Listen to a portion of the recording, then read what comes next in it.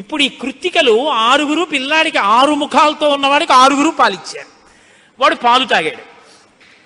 పుత్రస్త్రైలోక్య విఖ్యాతో భవిష్యతి న సంశయ. కార్తికేయుడని మేం పిలవడం కాదు, 3 లోకాల్లో పిలుస్తారు ఈ పిల్లాన్ని. సరేనా అన్నారు దేవతలు. అప్పుడు వాళ్ళు పాలిచ్చారు.